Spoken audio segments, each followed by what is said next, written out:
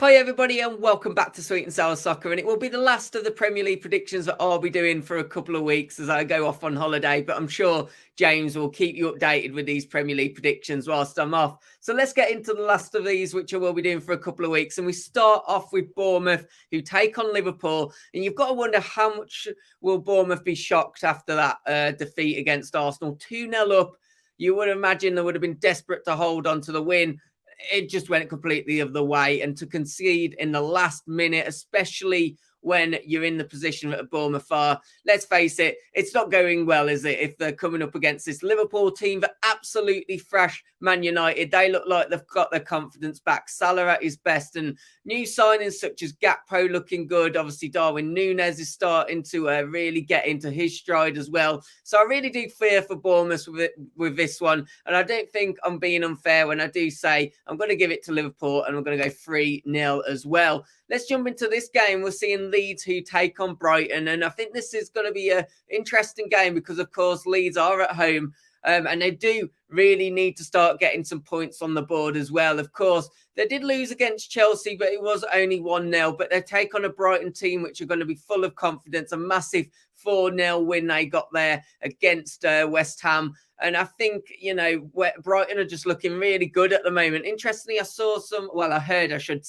heard it being discussed on TalkSport about how good Brighton could be if they've got a proper striker. Thought that was a little harsh because that was just after they'd thrashed Brighton 4-0. But I kind of get what they were coming at. This Brighton team looks a really complete team, and I expect if they keep hold of their best players and, of course, the manager, they will keep on challenging for the next few years, trying to get those European spots. I do think, once again, I'm going to back the away team in this one. I'm sorry, Leeds fans, but I think Brighton looks so good. I think they've got a goal in them, and I do expect it to be 3-1 in this game. Guys, just a quick one for me. If you are enjoying the video, as always, please hit that like button and please subscribe to the channel as well. Now, let's get back to those Premier League predictions. Let's move on to speaking about Everton now, who take on Brentford. And for Everton, it's a massive game because it is another home. It's a home game. And of course, that's where Everton are typically at their best. But I think to go to Forest and get a draw, it probably did feel like a lose because Forest did, of course, come from behind. But, you know, I think this is where Everton are going to have the chance at home to make a statement, because that's where they're going to pick up the majority of the points. And it will be the home form that does keep them up. But they're coming up against a Brentford team that aren't doing so bad themselves. And of course, they're still going to be mounting some kind of European charge. Obviously, we kind of know and kind of don't know what's going to happen with Ivan Toney. A lot of rumours coming out about that, and we don't fully know when that punishment will be. You hope for Brentford's sake that maybe it's towards the latter part of the season or into next season, but then you won't want to start next season badly. So hopefully, well, either way, that doesn't really put Brentford on an absolute downer. But in this game, you know, I'm going to give it for the home team. I really do fancy Everton to get something at home, and I'm going to go for a narrow 2-1 win in this one. Oh, I've skipped one. Right, Leicester versus Chelsea is next. And for Leicester, they're under some real pressure, but so are Chelsea, of course. You know, Graham Potter did get the win against Leeds, but it's not like he's had a convincing win yet. It was only 1-0. And Leicester, you know, Brendan Rodgers keeps on speaking about how next season's going to be a massive rebuild, etc., etc. Firstly, I heard him say the exact same thing last year to supporters. And on the second part of it, I'm like, you've still got a Premier League this season, but you need to stay up in, because you're very much now in that relegation battle. Of course, getting something at home against Chelsea would help them start to pull away again from the people that are closing in on that relegation scrap. But I just don't think they will. And I think it's going to be maybe a little bit of a shock to some. But I am going to back the away team. Once again, I'm backing the away team. And I'm going to go for a narrow 1-0 victory in this one to Chelsea. Now we see another North London team, and that is Tottenham, who take on Nottingham Forest. And similarly to Everton, I think a lot of Nottingham Forest, if they are to stay up, and I do think they will stay up this season, but if they are to stay up, a lot of their reason for staying up will be down to the home form. So I think they'll be a little bit disappointed that although they did come back and get the draw against Everton, I think they'll be disappointed they didn't get a win there. Of course, they'll go to a Spurs team, which who knows? Who knows with Spurs? Because to be honest, it depends what Spurs team does turn up. It could be a really good Spurs team who have got goals in them, got flair, got a finish in them. Or it could be the Spurs team which turned up to face Wolves in the second half in particular against Wolves last weekend. Of course, they were a little bit unlucky in some ways. They did hit the bar a couple of times, etc. I think it's going to be a really well thought out game, but I think just because Forest away form isn't as good as at home, I'm going to go for a bit more of a boring result. Yet again, I'm picking probably the favourites, to be honest, but I'm going to go with Tottenham. I'm going to go with 2-1. I think it'll be a narrow victory. Hi guys, we quickly want to tell you about Gambles, a revolutionary new crypto casino that is about to change the game. Gambles allows you to play all of your favorite slots and live casino games using crypto. Very soon, Gambles will also be launching its very own sportsbook where you can take advantage of the best odds for your favorite sports and also take advantage of the rake back system that rewards you for the more you play. So guys, what are you waiting for? Click the link in the description to create your account to get your deposit bonus from Sweet and Sour Soccer.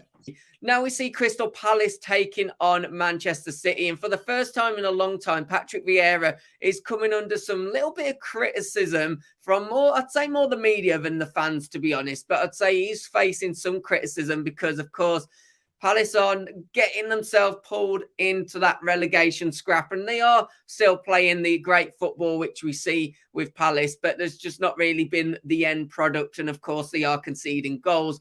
Man City, of course, a very impressive victory for them against Newcastle, and you just wonder now, that back end of the season, as I keep talking about on these predictions, are we going to see Man City really stepping on now? I think in the last 12 games last season, I think they managed to get, I think it was 9 wins and 3 draws, and they went undefeated. It wouldn't surprise me if they do the same in these last few games that are coming up. And I think with this one, I can only give it to Man City. Again, I'm picking the favourites, but I only honestly see this going one way. So I am going to back Man City, and I am going to say 3-1 in this fixture. We now see Manchester United taking on Southampton, and Man United, wow.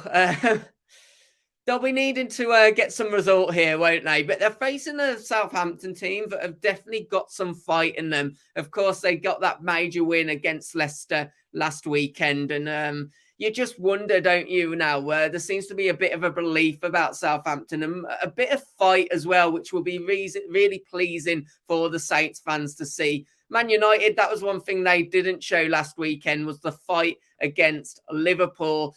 Absolutely decimated by Liverpool. And in all honesty, I think Ten Hag's going to want a big reaction. And I'm sure that home crowd will as well. So it's an interesting one because if Southampton can get a goal early on, it might just put United under a lot of pressure. Unfortunately, I don't think that's the way it's going to go. I am going to give it to Man U. I'm going to give it 3-0. I really do think they'll come back with some fight and they'll be back to their best at the weekend. We now see West Ham taking on Aston Villa, and David Moyes really is under some pressure now.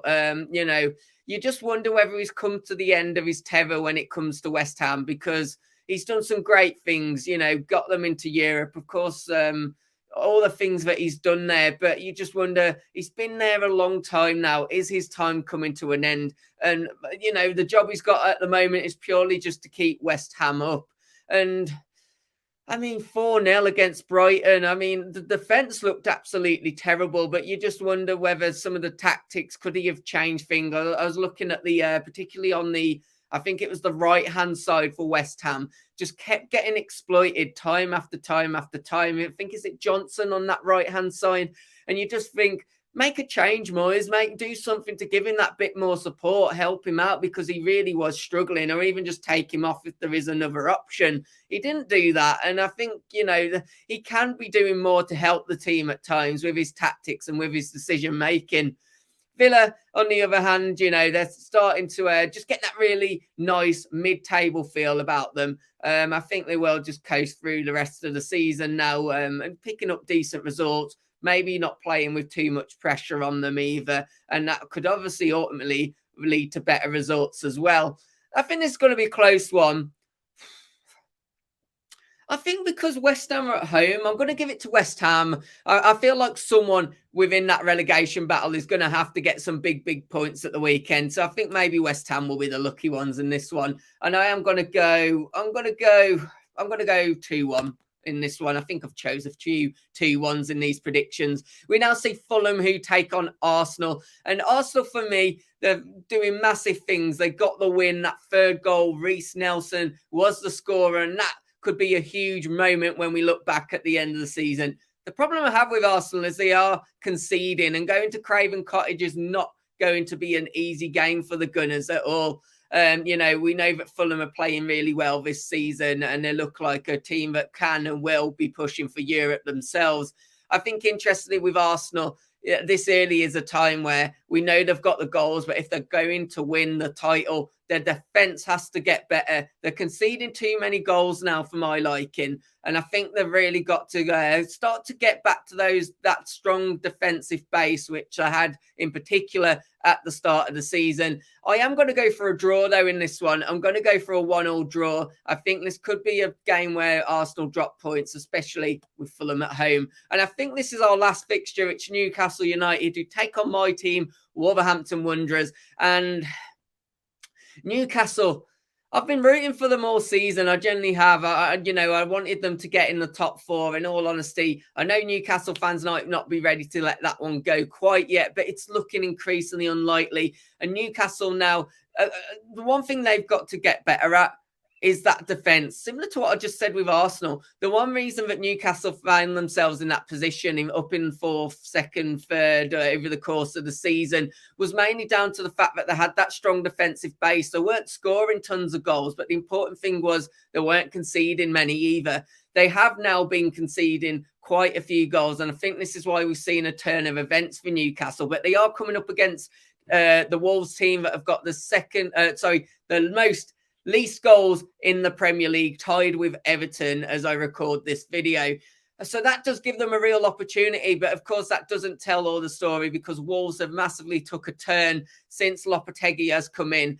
Kind of similar to Newcastle last season with their Eddie Howe moment. Wolves are having theirs with Lopetegui. They've been on course for European form since the turn of the World Cup. And I don't think we're going to be pushovers. We look to see some belief, some fight. And the main thing, actually, I'd say from that is the belief that we got from holding out that win against Tottenham. I think this is going to be a close one, and I'm going to have to give it a draw. I'm going to go for a 1-1 draw. I just have a feeling. Guys, let me know your predictions as always. And if you have enjoyed the video, hit that like button and please do subscribe to the channel. And I will catch you on the next one. Take care. See you soon. Goodbye.